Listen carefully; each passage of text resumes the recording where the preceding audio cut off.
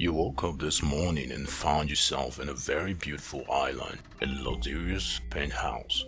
You walked to the kitchen and opened the refrigerator and served yourself a chill glass of milk. Ah, so refreshing. Oh la la, it feels good to be alive. You quickly grab a cup of coffee as you take a tour around the house. Whoa, that's a gorgeous pool. Oh, a cinema too? OMG, you yell with so much excitement when you open the garage filled with a fleet of exotic cars. A Lamborghini, a Ferrari, a G-Wagon, and a private jet is packed right in front of you.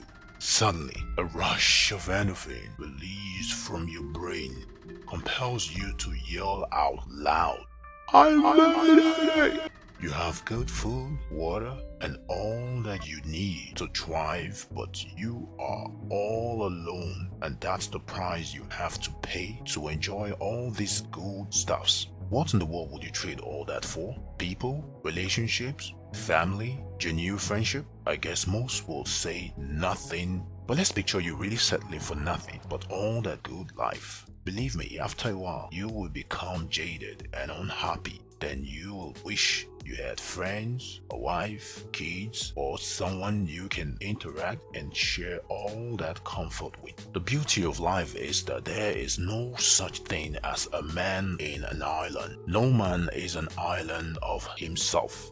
We all have the need to love and be loved. According to the great philosopher Aristotle, man is a social animal. This implies that we define ourselves in terms of our relationships with other people.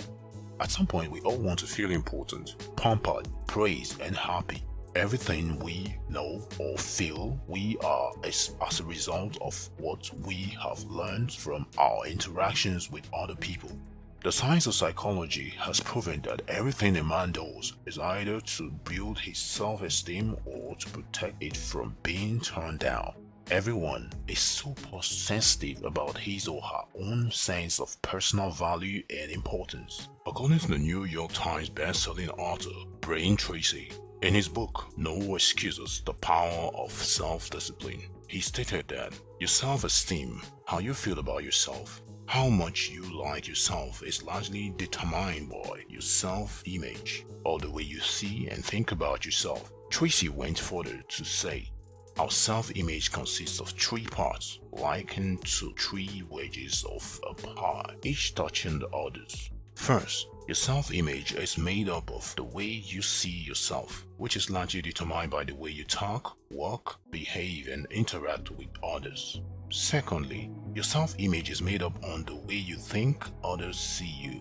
If you think other people like, respect, and admire you, you see yourself in a positive way and you enjoy higher feelings of self-esteem and self-importance. The third part of your self-image is the way people actually do see you and treat you. If you think you are well-liked and popular and someone treats you in a rude and disrespectful way, it can be a shock to your self-image and lower your self-esteem. It is a known fact that in order to achieve anything in life, you must be willing to pay the price. What if I told you you can build your self-esteem by simply building other people's self-esteem? Yep, it is possible. I call that the self-esteem building hack. On page 276 of his book, Tracy brought a fact to mind which states that the deepest subconscious need that people have is the need to feel important. How can you build your self-esteem by building other people's self-esteem? Well, stick with us for a few more minutes as we will be analyzing 7 ways on how you can build other people's self-esteem. 1. Acceptance. Every young, old, short, tall, slim, fat, dumb, smart have the burning desire in them to be accepted the way they are by other people without being judged, evaluated, or criticized. This behavior is known as unconditional positive regard, and this is the situation when you accept people completely the way they are without reservation.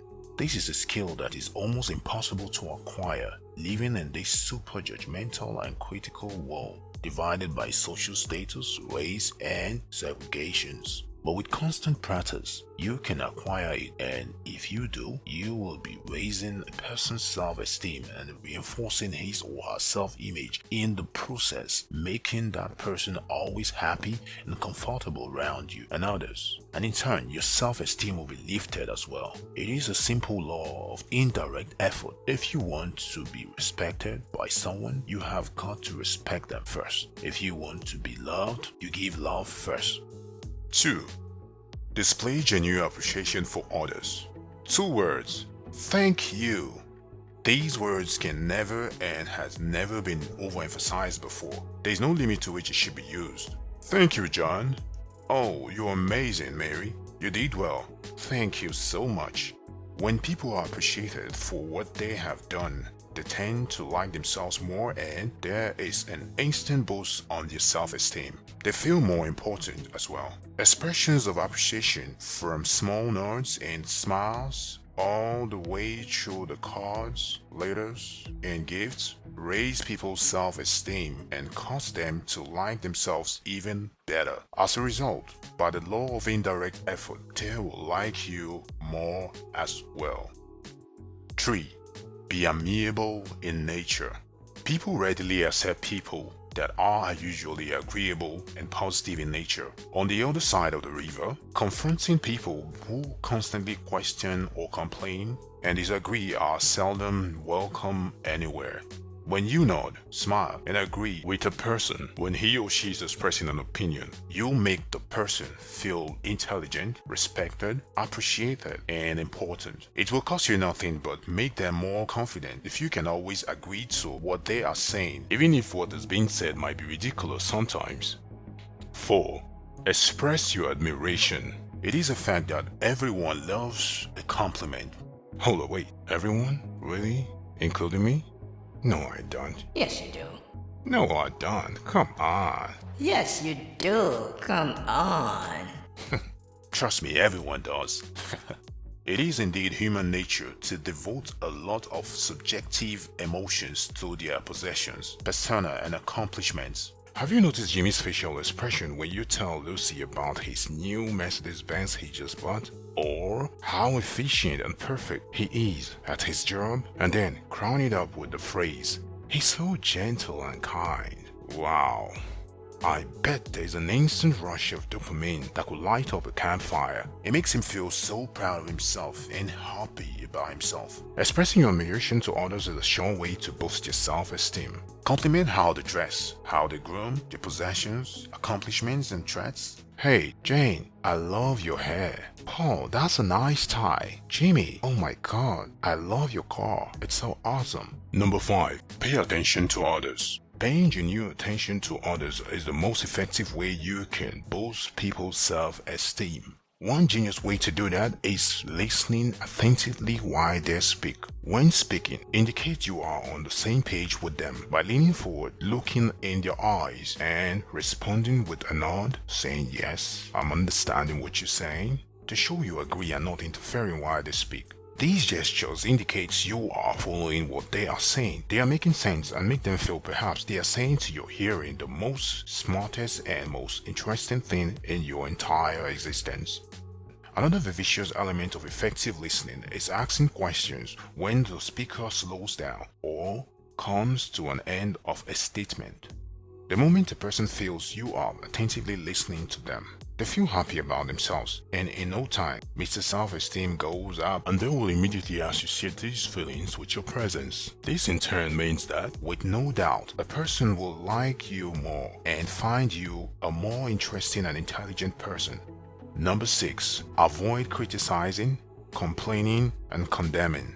When you constantly criticize and condemn other people, you make them feel less of themselves, and it instantly brings down their self-esteem. Destructive criticism has been discovered to be the most harmful force in human relationships. It lowers a person's self-esteem makes them feel angry and defensive, and in turn causes him or her to dislike the source. As difficult as it may be to do, avoid complaining about people and situations you detest, as they always lead to ill talking about the person involved. Backbiting or any form of gossip should be shunned, as it will destroy your relationship with anyone. Let me give you a perfect secret. Create and live your life in the impression of you.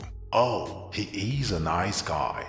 Number 7, the last but not the least, be considerate, cautious, and consigned. Another way you can build people's self-esteem is by simply being considerate, cautious, and consigned towards everyone.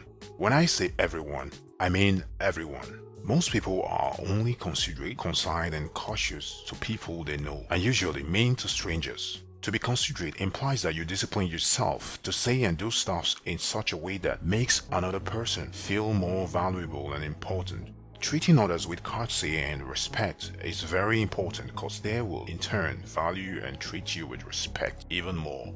Moreover, expressing a heartfelt concern about things that are happening in other people's life will make them more open and also more comfortable around you, and in the process like you even more.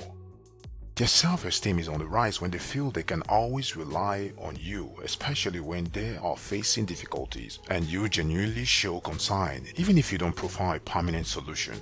Trust me, a little concern will do magic. As the saying goes, a problem shared is half solved.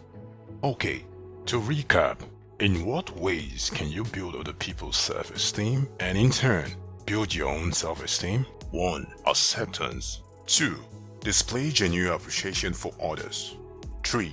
Be amiable in nature. 4. Express your admiration. Number 5. Pay attention to others. Number 6. Avoid criticizing, complaining, and condemning. Number 7. Be considerate, cautious, and consigned. If someone was to meet me and ask, "Hey mister, how can I build my self-esteem? I think I have a low self-esteem. I don't feel so comfortable around other people. I feel shy to voice out my opinions." My response will be, how do your friends, neighbors, colleagues, or every stranger you meet day by day feel around you? Are they confident? Do they feel safe, admired, loved, appreciated, accepted, and respected? If yes is the response, then you don't need to build your self-esteem anymore. You already got it. The point I'm making here is, when you build other people's self-esteem, in the reality, you're doing yourself a favor, as yours is built too in the process. Hey, thank you for watching, and do well to subscribe for more. See you in the next video.